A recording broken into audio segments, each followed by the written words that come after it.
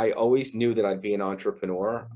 I didn't always know that I'd be a financial advisor. I knew I would be in with investments doing something, but I didn't know that I'd be managing other people's money. Interesting. How do you feel about managing other people's money? Fine. I love it. It takes the burden off of them, puts a little bit of the responsibility on me, and it allows me to be their rock, just someone who they view who can hold the space of financial responsibility and Mhm. also accountability. How many clients does your firm have this year? 1 million. 1 billion, I hope. No, 175 households. Okay.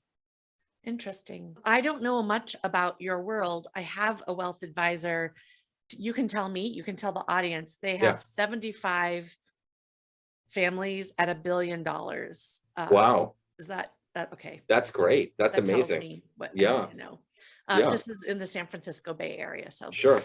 what do you think is the number one mistake for entrepreneurs? What are they making a mistake in planning for their finances and retirement? I know it's all tied up, Yeah. but what do you go, oh, I think it's a combination of being reactive, not proactive with money, and they don't have the clarity and they're guessing with money, both on their personal and business side. So if you don't have clarity, how can you be proactive if you don't even know what you're looking at? You're more putting out fires and dealing with a tax payment or a retirement contribution or some mortgage you have to pay or payroll, and you're guessing. But if you knew more about what was going on and were committed to looking forward and being like, where do I want to be in a year and what am I going to do to make that happen? Mhm. That's, I think, the hardest thing for entrepreneurs because we don't get paid every 2 weeks like someone who works at GE. I get paid every 2 weeks. Yes, but a lot of entrepreneurs, they might take a salary from their business, but primarily a lot of entrepreneurs' income isn't streamlined and smooth. It could be lumpy or all over the place or up or down or who knows what. And And do it's you suggest to entrepreneurs to take a very consistent, high paying salary like they are a CEO of another company so yeah. that all these things are remedied? The Yeah, I lumpiness. think a salary is important because it changes the narrative that the business is serving your financial life. Your personal financial life is not serving the business. So if you're on payroll, that's a good thing. You're paying yourself first, and you need to set aside the money to do that. And then you're operating with what's left rather than hoping that you have Mhm. enough to pay yourself. What would you say to the entrepreneur who pays themselves, let's say, $50,000 a year because they don't want to put all of the rest of what they could be making? Let's say they really should be making 150 or 200,000. They don't want it to go into Social Security and all that stuff. So the question is, like, for someone who's running a business, if they're not paying themselves a high enough Yeah. salary and they're playing the game of, oh, I don't want to pay, payroll taxes and stuff like that. Okay, so I'm going to say I don't know, but I'm going to say what I really think they should do because it's a question that really a CPA should answer because a lot of A tax entrepreneurs implication. will pay themselves a large payroll and do the tax withholding from that payroll to satisfy the withholding for the entire year. Because if you do payroll, it's as if you paid it streamlined throughout the whole year. But if you do estimated tax payments with a small payroll, you have to make sure that you're committed to making those estimated tax payments, blah, blah, blah, blah, blah, blah. But generally, entrepreneurs, if you're running an established business, you need to get the payroll high enough so you can maximize your retirement contributions Right. and not have to give it all to, I don't want to say not to your employees, but you want it to be a fair mix and you want to be able to benefit from that. And if you have a small salary, you can't. Do you work with your clients on both their business finances and planning and holding back and investments and their personal, or Yeah. really just on their personal? Yeah. So I'd say about 70% of my clients, I will just do their personal. 30%, I will do business and personal. The reason why is I'm sure you've hit this with someone on your show and just as an entrepreneur and a business owner, you have to have a scalable business. If your business isn't scalable, then it's going to be very hard to have a good work-life balance, to be able to put money away for yourself.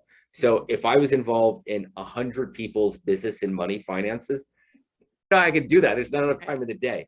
But you So I have a go a team, third. correct? Or Yes, I have people right. that work for me, but I've made the decision, and it's always a decision I think about and talk about both with people that coach me and advise me and my staff is What kind of business model do I want to have? Like a law firm can have 20 partners and 50 paralegals, and the partners manage the paralegals and they play that game of what do they bill out and what do they pay and blah, blah, blah. I've made the decision that I don't want to have to manage 3 other financial advisors. I just don't. So more the work falls onto my plate. I'm okay with it. But what my challenge is how can I create the right support and structure for me so that I can continue to grow? I'm an open book. That's my thing right now. That's what I'm working on, creating a better support system. That's something to consider because we're in EO together and there's a lot of talk about scaling and growth. And I was just at a program where they're trying to get all of us to $1 billion in, that's what the EMP at MIT is for. I don't want $1 billion business necessarily. 99% sure I don't want that, but I want to know how to get it because I like the information. But there's that other side is that you can have a lifestyle business and nothing's wrong with that. You can have something between a lifestyle business and a scaling and growing almost $1 billion business. There's probably some things wrong with that. No, I'm kidding. And I just want to reframe that as entrepreneurs, yes, we're hungry. We have a lot of energy. We love shiny objects. And there is a lot of talk about scale and growth, and that is the ultimate. But there's also that life, family side of things. So I want to go back to entrepreneurs and what their number one mistake is.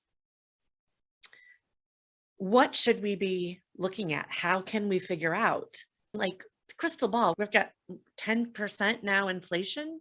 So when I retire in 15 years, do you know how much money I'll really need to make based on what I'm living on now? How do you figure that out? Yeah. Okay. So I've got 2 parts. Really what you're asking me is based on this problem of clarity and guessing and being reactive and not proactive, how do you deal with that? And if you ever, I don't know about you, but I've thought about running a marathon and I run like 2, 3, 4 miles a day. And now if you're like, hey, you need to run a marathon tomorrow, that's like insane. So you have to work up to it. And even if you go from 4 miles to 5 miles, that's still a win.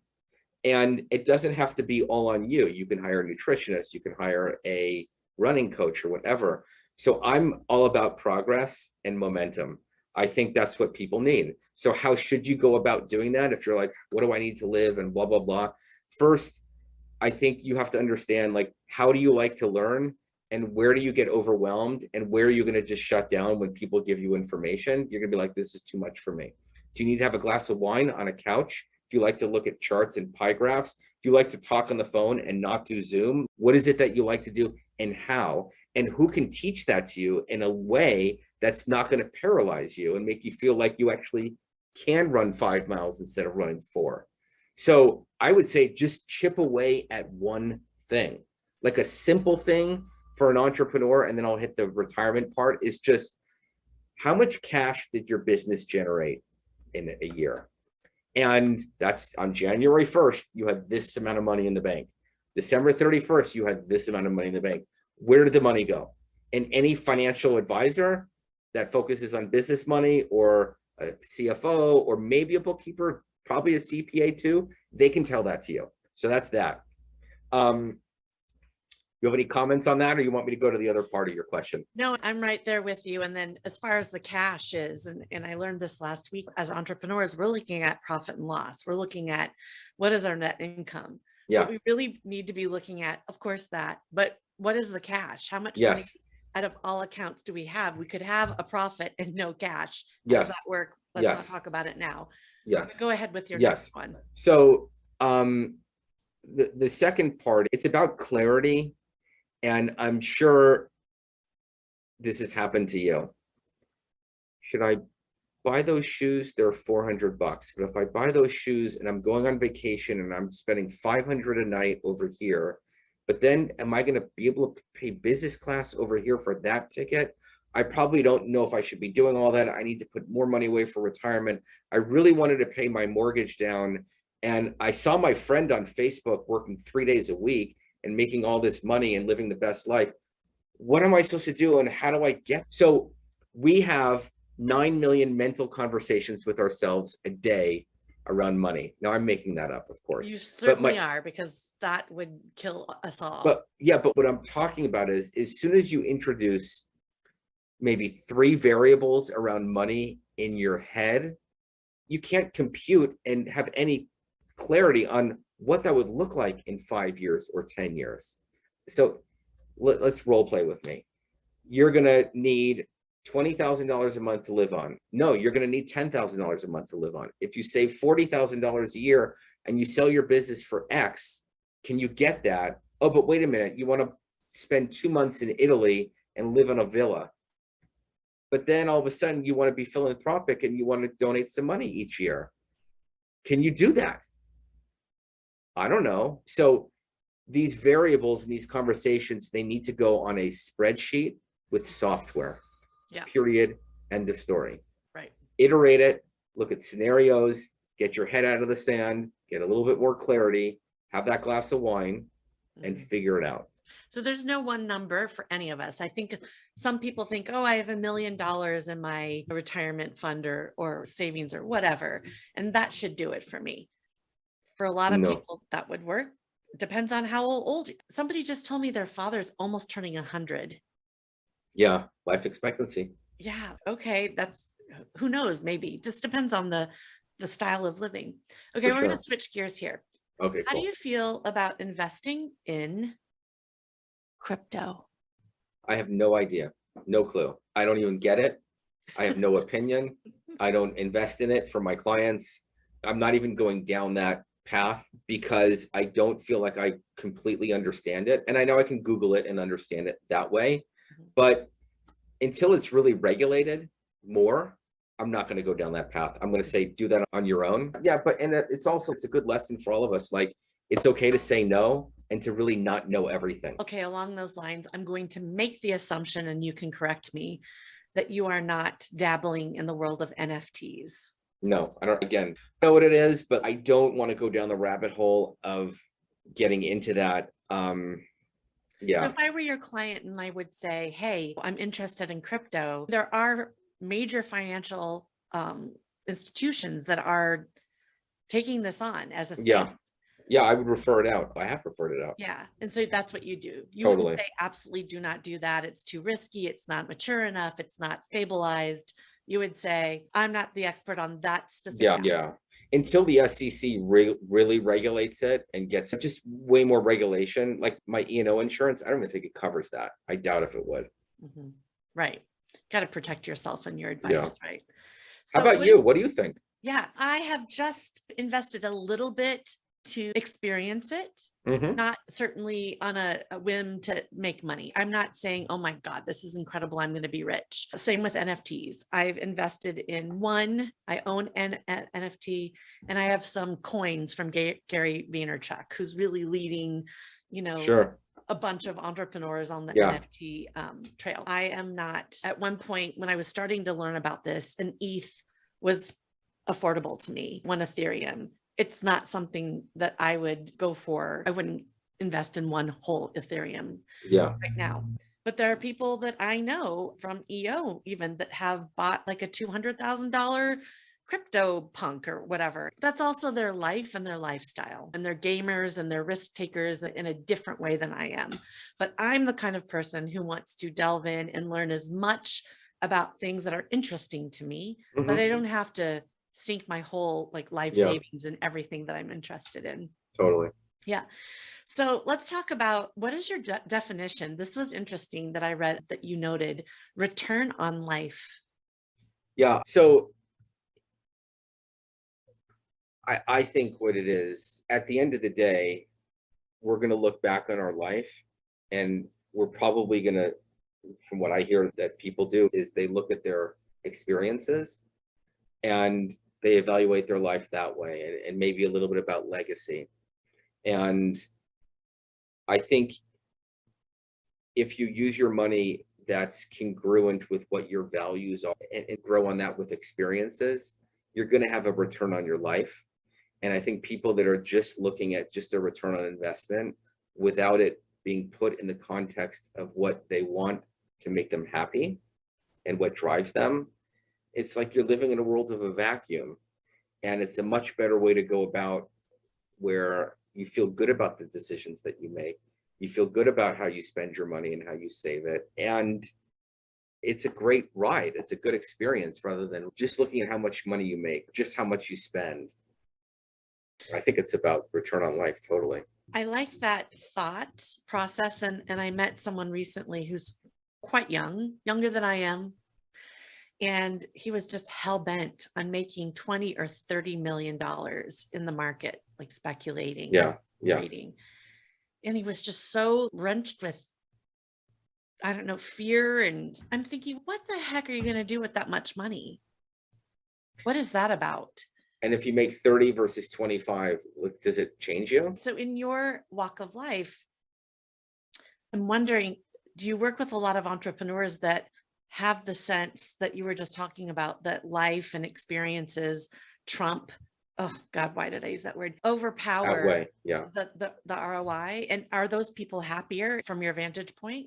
Let me ask you this. You're now my guest on your show. Fine enough. Do you think it's easy to change people's way that they think? Or do you think they need to come to their own conclusion on themselves, by themselves, based on their own experiences?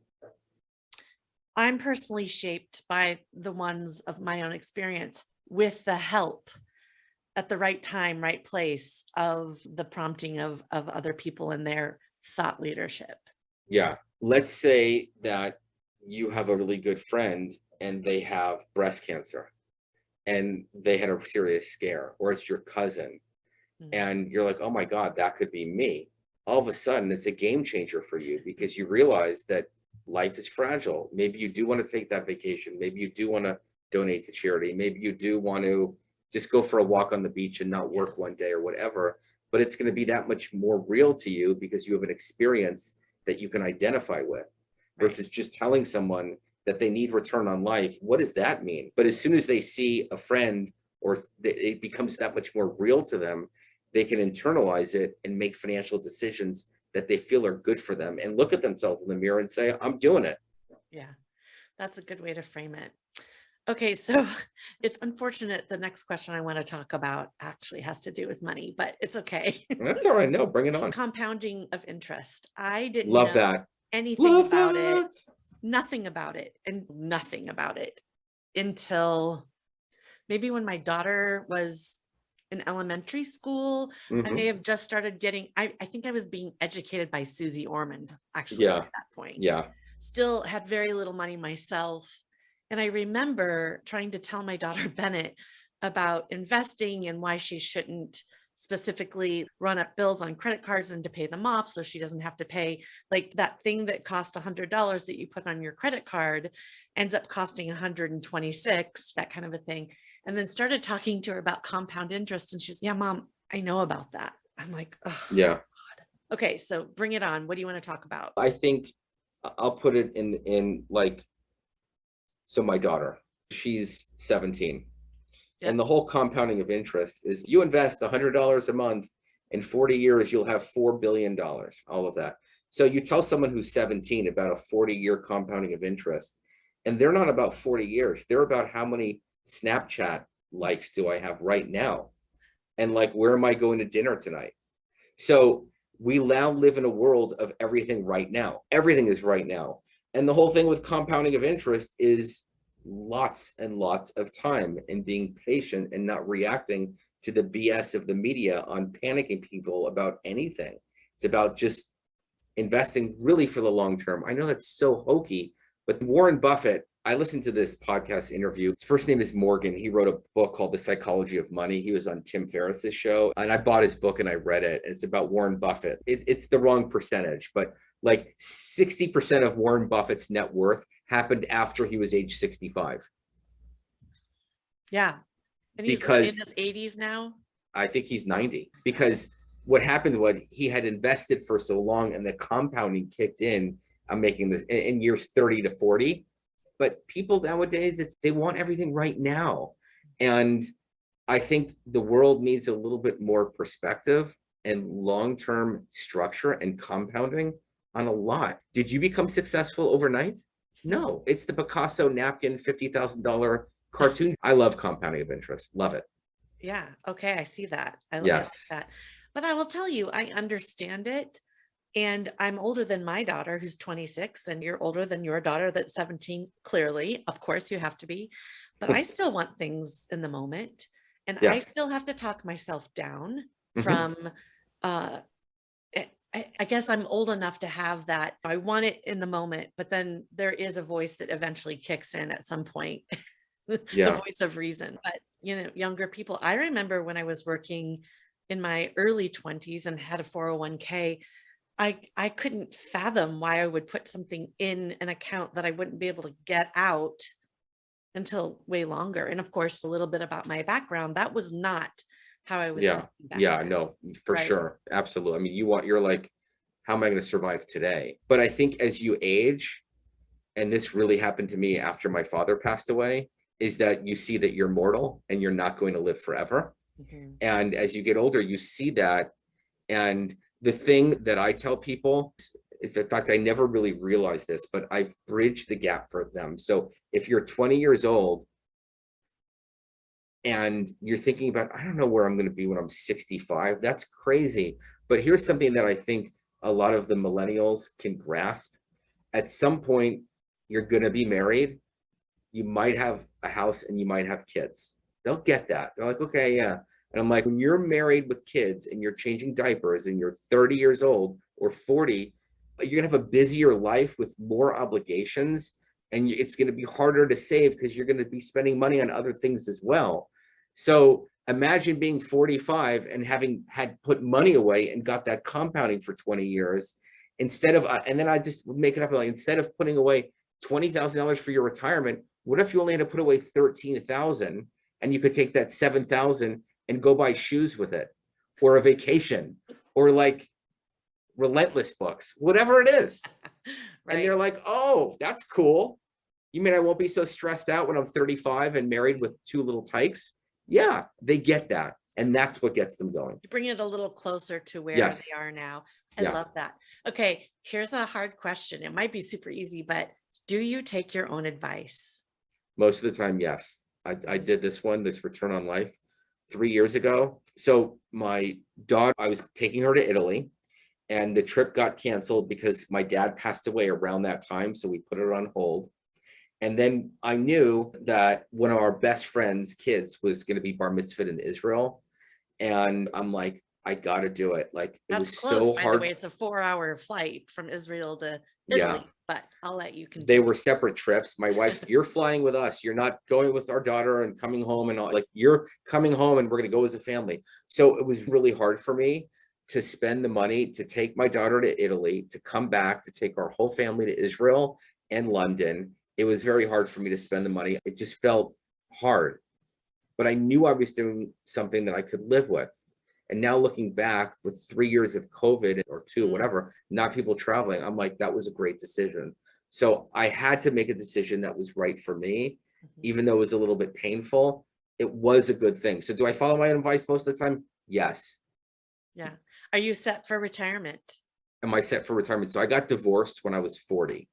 So when you get divorced, I don't care how wealthy you are, it's a reset. So am I set for retirement? 100% no. Am I on my way? Totally. You have your plan.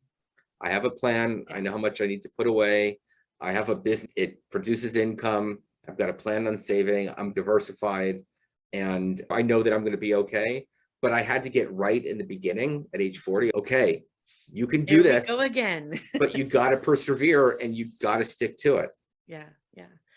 Okay. So about your business, you have a couple of people on your team. Is that Yep. correct? Yeah. Yep. How big is your team? It's three So of I you. have one VA and two staff members. Okay. What do you do with the small team for culture and core values and stickiness and making Yeah. sure that they're with you like for as long as you can keep them? Yeah, I think it's about learning and finding out what it is that they want to do to learn and grow. I also think financial is important in some respect so that they're happy with that. But look, with COVID, it's been hard. They're now still remote and we're working on bringing them back into the office. But how do you encourage growth in community and culture in a COVID world where you're not together every day and where you can't even get together. My way is to be real and to share with them what I'm doing and ask them what's important to them and give some of that to them. Because what's important to you may not have any bearing on what's important to them, and vice versa. They may not understand. So that's great that you're able to really ask the question and not just make the assumption. For right? sure. Yeah. And then lastly, I want to talk about your strategy within your business to grow, to attract new, better, bigger clients or whatever you're doing. Is there one thing you're really just focused on for the rest of the year? Yeah. I think the biggest thing that I just come back to, and it's a total work in progress for us, is the client experience. Mm, Every single way that we touch them, what's happening, period. What do they get? How does the email look when they read an email from us? Do we send them any? Good for you. I Yeah. just want to stop for applause because I haven't really heard that from over 70 episodes have aired Yeah. and no one has responded with that. And I very much appreciate that. And Thank I'm you. all about experience design and it is important to me. So you're like, we're talking. Yeah. Yeah. So here's an example. We spent a week on this. Mhm. And if my clients are listening, great. We don't know yet if we're going to pull it off, but I'm going to say it anyways because it'll be after the fact. So we got Father's Day coming up, and we did for Mother's Day, we sent one of those face masks in a card. Everyone loved it. I'm like, they're not going to like that. And my two What do you mean staff, face masks? You mean the yes, snail gooey ones that the you thing put you on? put on your face, and they're like, no, everyone's going to love it. Everyone's going to love it. So we sent it, and everyone was like, thank you, this was great. And I'm like, great. So first of all, I asked my staff about that. And now for the dads, we're trying to get this chocolate bar to be able to go in an envelope with a really cool dad image and like funny saying to go in the card. But we've tested it out and the thing breaks and it might melt. And we're like, Yeah. oh my God, what Plus are you we have to doing? order- So we tested it and we got one, but it broke in the mail. And then we finally bought a Hershey bar and we tried to put it in and we tested that and it melted. So we're like, we're not doing that. We got another one, which we're working on. But I also have a very curated getting to know you process with interview questions. Mhm. And we're now really working on managing the data. So it's the client experience. And we're like a 4 out of 10 on this. We got to get to a 6 and then a 7 and then an 8. Are But you that's following anybody's guidelines? Or are you making this up as you go? totally making it up as I go. Mhm. Yeah. Interesting. You probably know of this person. I think he's an EO or was. I think he is John Rulin, Yeah. Giftology. Giftology. Yeah. That's a book that I have to read. Yeah, it's an interesting idea. I just hired a business development manager for the first time ever for entire productions. And she was talking about what she did in her past job. And for some reason, it got to gifting and how you gift. And I was like, Yeah. listen, we're not giving gifts at Christmas and on birthdays and Yeah. as a thank you for business. I learned that through John Rulin. It is part of that experience design and that authentic connection to clients. Yeah. Now, The not other to thing say is, no client is getting a happy birthday wish from me, but yeah. And also, I'm in a regulated industry. I can't like go send a gift card for $400 to someone. can I you can't send a give. Cutco knife? Yeah, exactly. Like I can't, there's limits on what you can do and ways that you have to be on the up and play by the rules, which we do. But I also think it's important to be clever. That's the word that I like. Oh my Mhm. God, how did they think of that? Where did they get that? If I get a bottle of wine from someone, I don't drink Pass. white. I don't I don't drink drink white. at all. I But get a lot of wine. yeah, but when they send me, I'm like, did they take the time to look? So we get a lot of people knocking on our doors to promote their stuff on our clients. And I probably turn down most of it because it's not well thought out. Yeah. I just want to say I had so much fun watching you sing and read your book. And I was in the back, but I felt like I was literally right in front of you, and your music and your voice, even the guy playing with you, that just everything was great. Sometimes connecting with people happens in a different way than you're expecting. And we didn't have a one-on-one really those 2 no, days. no, but And look at us now. yeah, I also think sometimes things happen for a reason. And sometimes, I don't know, that there's more to that. Like relentless to me, it's a deep word for me.